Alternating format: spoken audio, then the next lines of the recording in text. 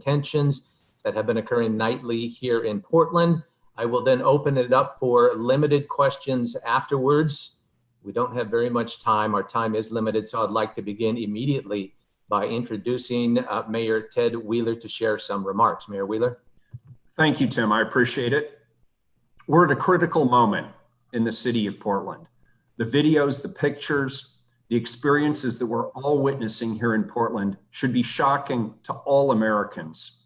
The words and actions from President Trump and the Department of Homeland Security have shown that this is an attack on our democracy. I stand with our senators, representatives, and our state, county, and city leaders in denouncing their presence. Over the past week, President Trump has used our city as a staging ground to further his political agenda, igniting his base to cause further divisiveness, and in doing so, endangering Portlanders. President Trump has gone so far as vowing that federal law enforcement will, quote, dominate, unquote, protesters and mobilize federal agencies to operate in cities. This is an explicit abuse of power and places federal officers and Oregonians in danger. Mr. President, federal agencies should never be used as your own personal army. Let's be clear, this is not political theater. This is far more dangerous than that. We have federal officers on our streets further escalating tensions and causing harm to Portlanders right now. This is not the America we want. This is not the Portland we want. Where is the accountability for what federal officers are doing? What orders are they operating under, and what arrests are they making and why? As a city, we're not able to hold them to account, and that's highly problematic. We have been able to hold our own city and our jurisdictions to account by me as the mayor, the city council, and by our courts. Portland Police Bureau officers are operating under clear directives regarding the use of force and have orders to always de-escalate first. We will be thoroughly investigating any perceived violations of those directives, and if officers are found to have violated them, they will be held accountable. Last week, we were seeing the de-escalation of the violence. We were seeing things calm down, but the intervention of federal officers reignited tensions. PPB didn't always get it right, but they have been determined to get it right, abide by our directives, and they've been working hard to de-escalate and ultimately end the nightly violence. We need our federal government to be held accountable. We need our president to be held accountable. He cannot continue to quell free speech. He cannot alter the foundation of American democracy. He cannot use his federal agencies as his own personal army. Mr. President, we see right through you. We see what you're doing. So do us a favor. Keep your troops in your own buildings or have them leave our city. Thank you. All right, thank you, Mayor Wheeler, for your remarks. We'll now bring in and toss it over to Portland Police Bureau Chief Chuck Lovell to share some of his thoughts. Chief Lovell.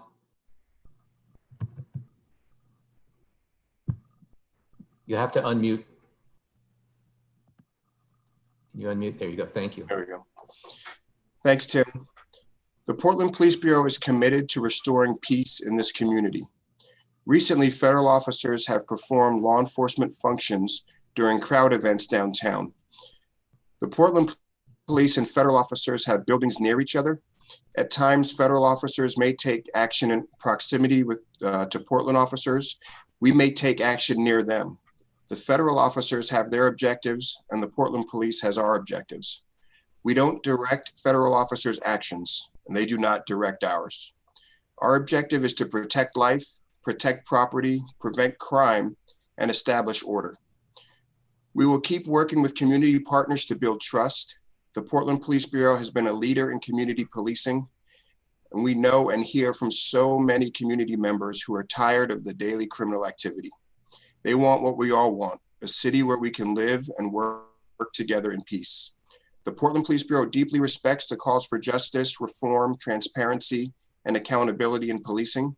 And we've been working for years in this community to establish all of those things, and we'll continue to do so. Thank you. Thank you, Chief Lovell, for those remarks. We're now going to open it up for questions to the reporters. Again, we only have a limited amount of time for a few questions, so please keep them short in order to have time for others to ask questions as well. Reporters, also, I want to ask that you please use the raised hand icon if you have a question and would like to be heard. And we will begin off the top with Nick Budnick. You can go ahead and unmute yourself. I think you should be enabled, Nick, to ask a question and let us know who you are asking the question of. Thanks very much. Question for Mayor Wheeler. Mayor Wheeler, question about the period of 6 or 7 weeks before the federal government became involved, and that is a lot of people have talked about sort of how the police bureau has been using the same tactics with some variation night after night. And but the criticism I've heard is that there hasn't been sort of the level of outreach or effort to dialogue with the community and discuss potential changes and try to communicate with some of the folks that are concerned about police issues. Can you talk about that? It seems like people think that you should have done more.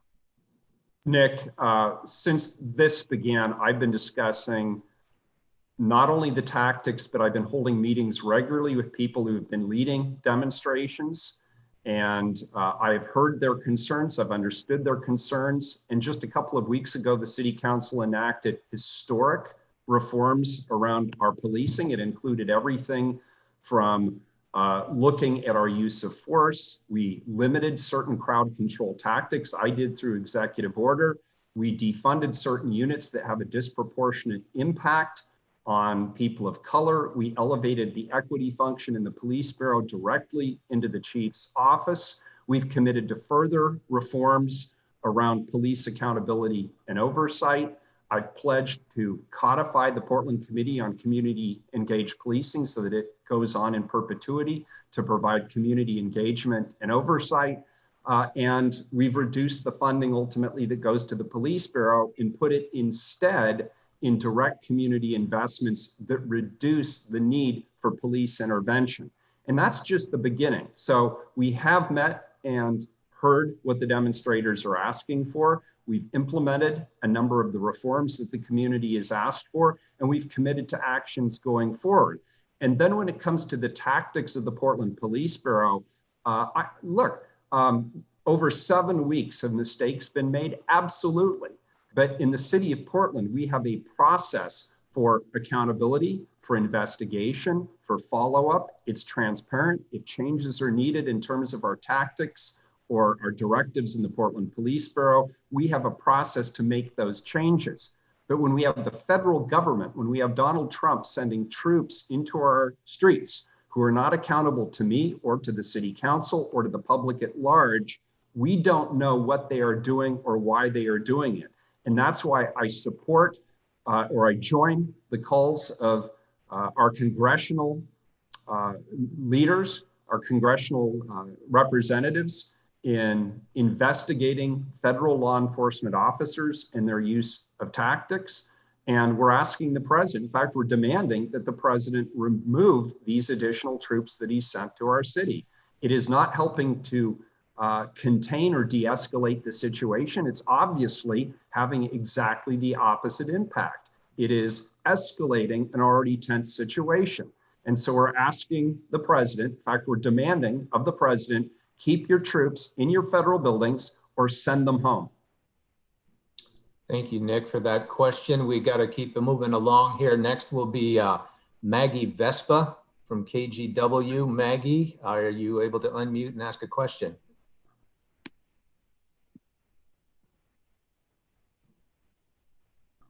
Maggie?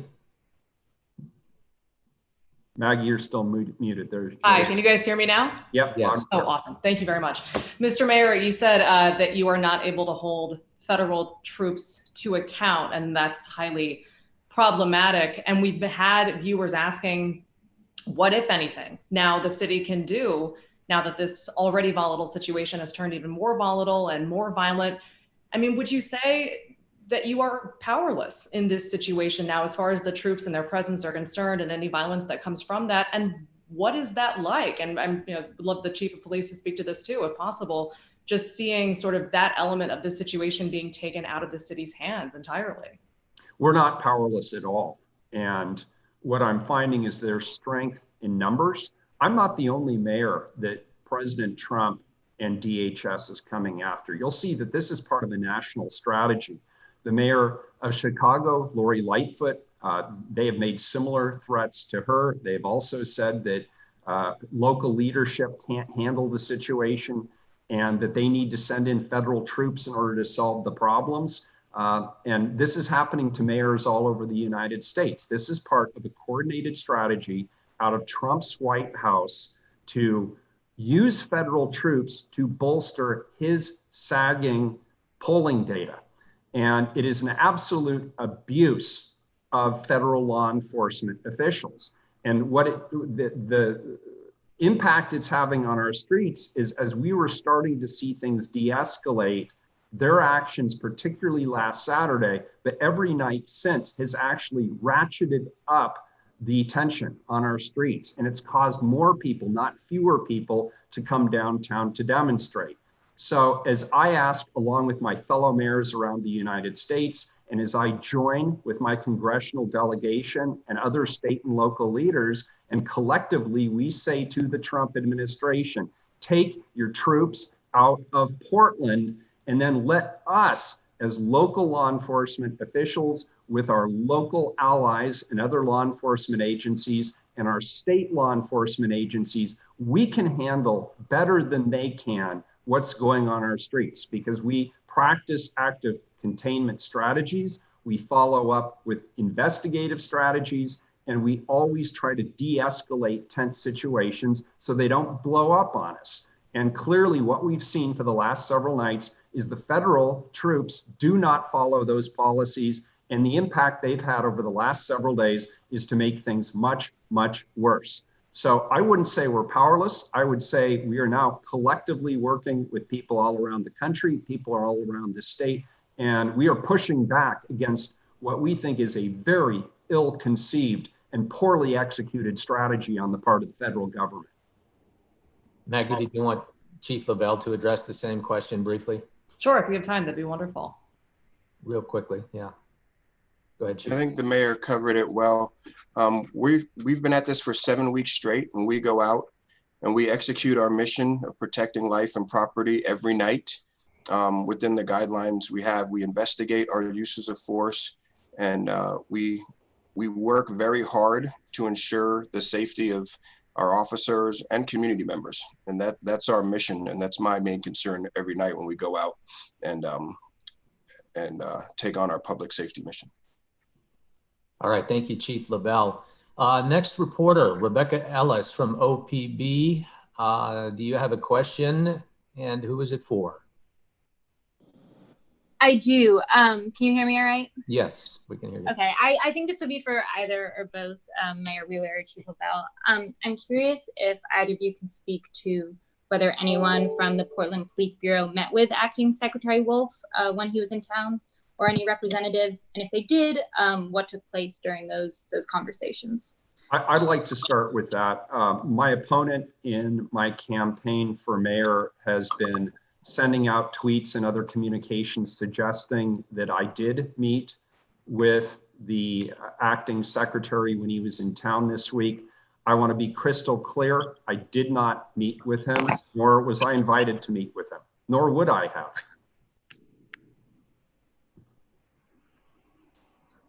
Chief Lovell? And Sorry, what was that? do you have, okay, here, can you hear me? I can hear you, yeah. Yeah, I did not meet with Secretary Wolf either. I do not believe anyone from the Police Bureau did, but I can't say that for 100%, but I do not believe we did. Okay, you don't, it's possible someone from the Portland Police Bureau met with Acting Secretary Wolf, but you're not certain. Correct.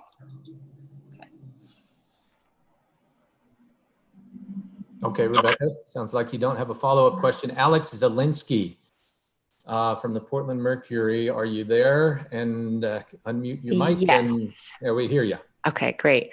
Yeah, I actually had kind of the same question as Rebecca. I just want to double down and confirm that Chief Lovell, as the Chief of Police, you are not sure if any of the police officers in your jurisdiction met with the DHS Secretary yesterday.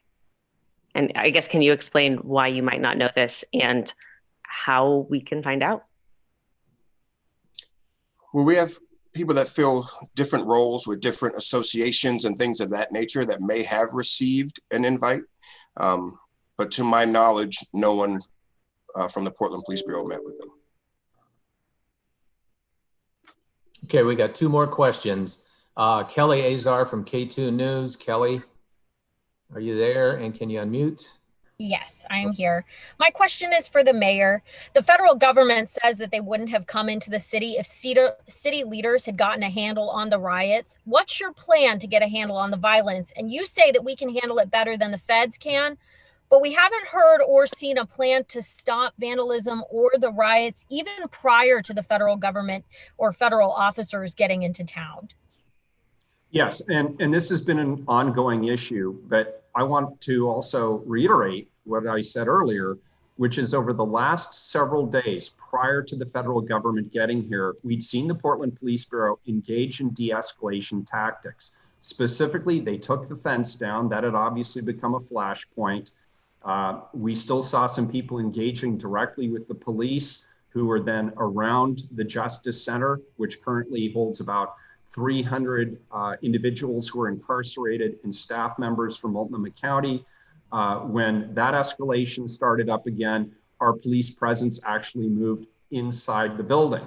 And so that really didn't give anybody any opportunity for a back and forth between demonstrators and law enforcement or the other way. And what we saw was the numbers were dwindling, the energy in the crowd was decreasing, and people were moving elsewhere to do other things. Then the feds came in on the heels of some really inflammatory public messaging coming out of Washington, D.C. from the president directly, as well as the Department of Homeland Security.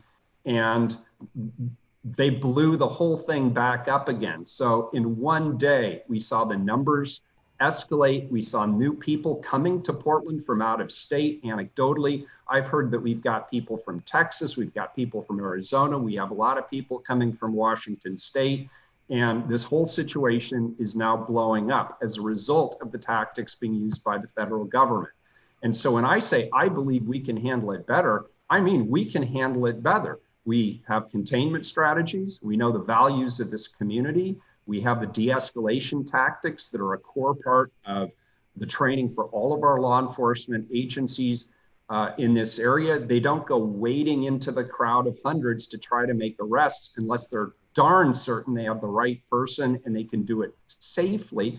Instead, they follow up with the investigative unit. All of these are best practice de-escalation strategies. We use them, we adhere to them. The federal government seems to not follow those strategies, and it's had a very negative impact on our streets.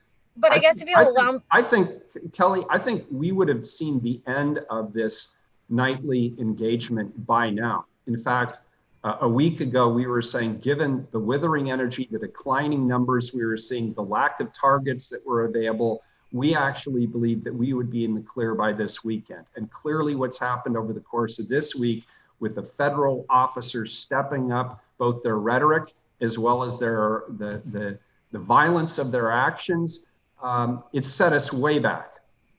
But I guess what I'm asking is, how do we get the streets of Portland back to Portlanders? This is a small group in comparison to city population. How do we get it back where we don't have fences up, where people can feel safe once again being downtown? We get rid of the feds. Number two, we contain and de-escalate the situation. Number three, we clean up downtown. And number four, we open up for business. That's the plan. There you go. Thank you, Mayor. Yes, we got one more, and then it's time to go. Simon Gutierrez from KPTV. Simon, are you there?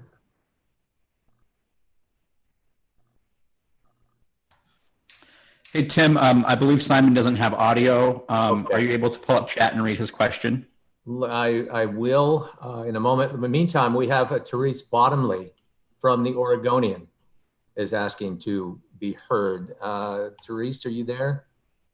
Looks like you're there. Unmute, and there you go. Yes, hi. Apparently some others are having trouble with voice, so I'm asking this for Everton Bailey. His chat function, his voice chat function is also not working.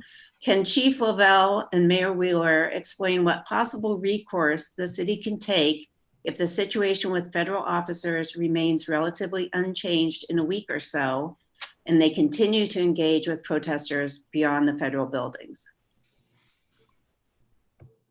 Well, first of all, I'll take that. First of all, we'll continue to partner with our congressional delegation to, number one, demand they leave, number two, demand an investigation of the tactics that they're using, and demand full transparency in terms of what the findings of those investigations are. Okay, thank you. Simon, this will be the last one. I'll read Simon's question from KPTV. A question for Chief Lovell. Has there been continued cooperation with federal agencies? Are representatives from agencies still included in PPB Command Center? We do communicate with federal officers for the purpose of situational awareness and deconfliction. We're operating in a very, very close proximity to one another, sometimes within an area of a city block. So it's important for us to know if they're going to take some type of action, and it's important for them to know if we're going to take some type of action. So we do have a line of communication, but we do not control their actions. They do not control ours. We don't direct their uses of force or anything like that. Okay, thank you for that response, Chief Lovell. That will wrap it up for this press conference. I want to thank Mayor Wheeler and Chief Lovell for joining us today, and all the reporters who've listened in. This will be or has been live streamed on YouTube, and if you want to go back and revisit, you can find the entire press conference on the YouTube site that is linked to the press advisory that I first sent out. Thank you, everybody, for joining.